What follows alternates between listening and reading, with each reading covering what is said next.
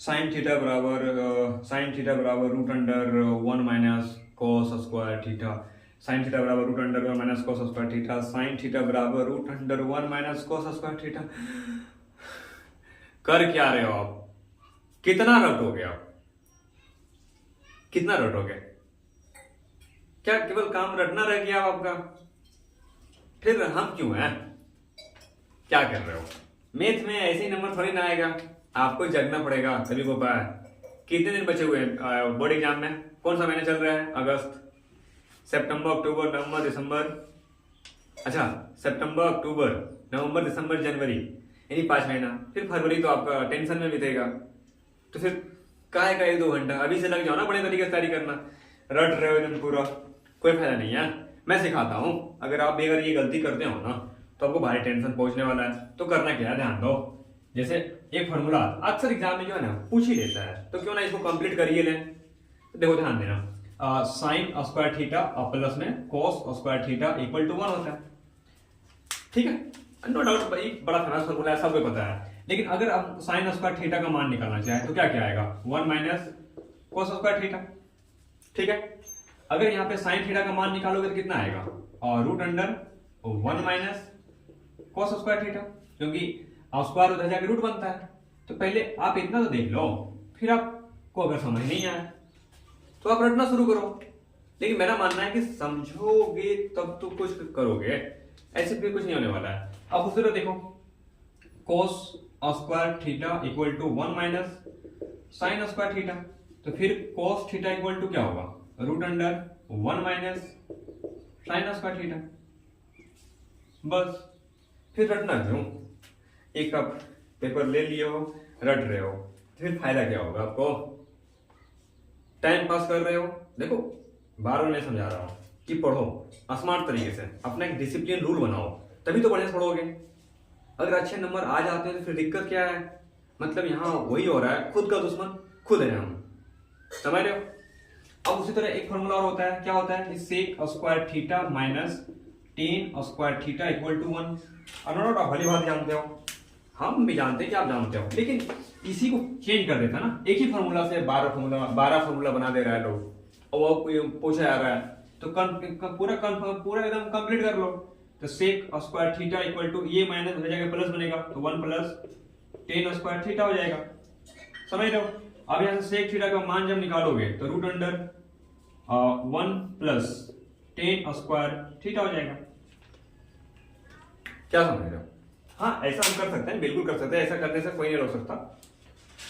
चलो आगे ध्यान दो, हम आगे क्या क्या देख सकते हैं? आगे हम देख सकते हैं क्या, एक फॉर्मूला और होता है कि cosec square theta minus cot square theta equal to 1 होता है।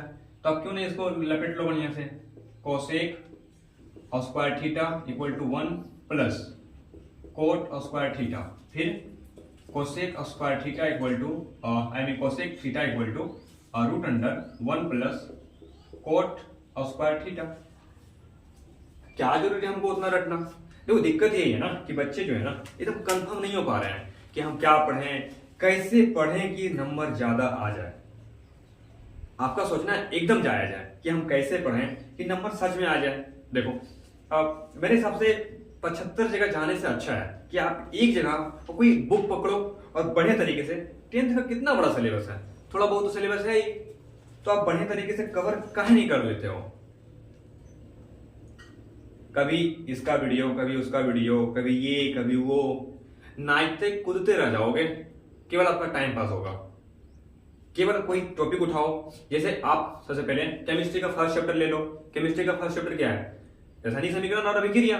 तो अब उसको कंप्लीट कर लो बढ़िया तरीके से, और जब कंप्लीट कर लोगे बढ़िया तरीके से तो फिर आप सेट लगाओ। अब क्या कर रहे हो? कंप्लीट कर लेते हो, फिर आप क्या करते हो? फिर दूसरा जाके वीडियो देखते हो।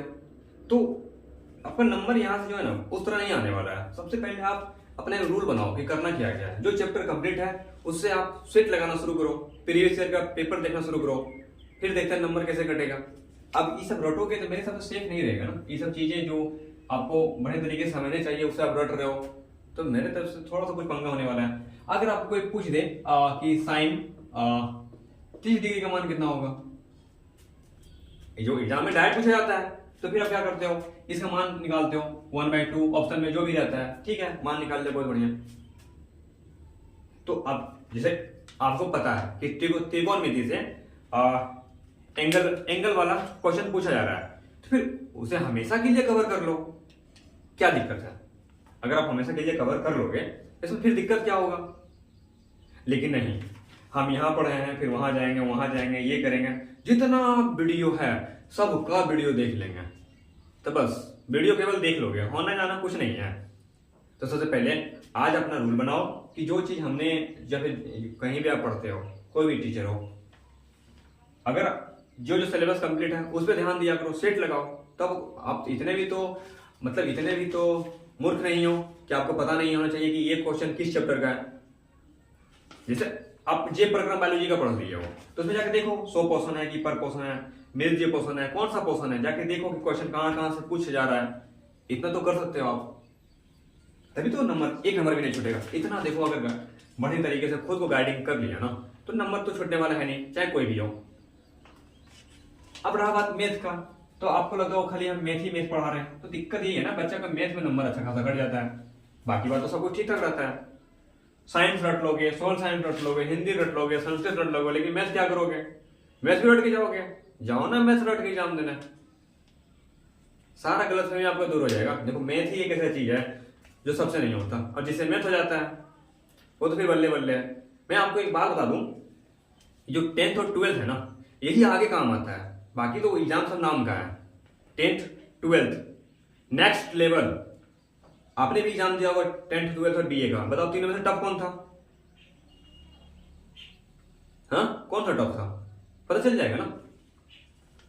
अच्छा, अभी आप 10th में पढ़ रहे हो ना, माय मिस्टेक, कोई बात नहीं, हमने दिया है, हमको मालूम है एग्जाम कौन सा टफ होता है। यही डॉक्यूमेंट आगे काम आता है, 10th और 12th वाला। तो देखो, मेरा काम था आज कि पढ़ते कैसे हैं, ठीक है, वो हम जानते हैं कि आप 10-12 घंटे डेली कंटिन्यू पढ़ रहे हो, लेकिन मेरा आज केवल ये बताना था कि पढ़ते कैसे हैं। आप स्मार्ट तरीके से पढ़ो ना, रटने के बजाय आप ध्यान दो। जैसे केमिस्ट्री आ गया, केमिस्ट्री में क्या कुछ तत्वों का डायट पर संकेत पूछ लिया जाता है। जैसे कई बार ज्यादा सोडियम फेवरेट है, तो सोडियम का संकेत पूछ लेता है, तो सोडियम का संकेत Na होता है। तो आपको पता है कि 1 से लेके 30 तक परमाणु संख्या हमको कवर कर लेना है, तो कवर कर लो, नंबर नहीं छूटेगा आपको। फिर क्या दिक्कत है? तो यही सब छोटी चीजें आप बड़े तरीके से मजबूत करो, फिर आपका नंबर नहीं छूटने वाला है, एकदम नंबर नहीं छूटेगा आपका। फिर दिक्कत क्या है? तो मेरे दोस्त, जाओ और बढ़िया तरीके से आप 2 ही घंटा पढ़ो, लेकिन कंटिन्यू, एकदम कंटिन्यू रखना है। दोस्त, दुनिया, ये सब अभी को भूल जाना है जब तक आपका एग्जाम ना हो जाए बढ़िया तरीके से। फिर एग्जाम हो जाएगा, फिर देख लेंगे हम, है ना।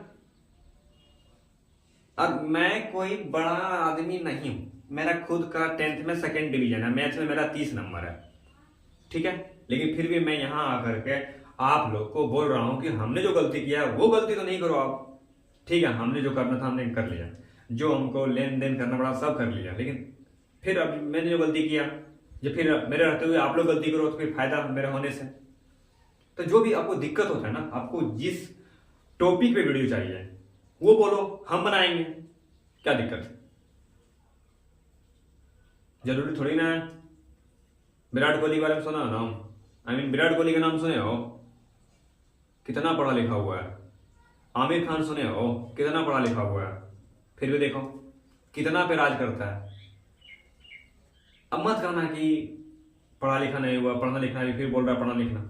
भाई, पहले और अभी के दौर में तो कोई तो अंतर है ना। पहले कंपटीशन कहां से कहां था और अभी कंपटीशन कहां से कहां चला गया है, ये भी तो मायने रखता है ना। तो चलो, क्या बोलूं, मिलते हैं अगले वीडियो में, और जो डाउट है टॉपिक बोलना, टॉपिक में बनाऊंगा वीडियो, ठीक है। यस।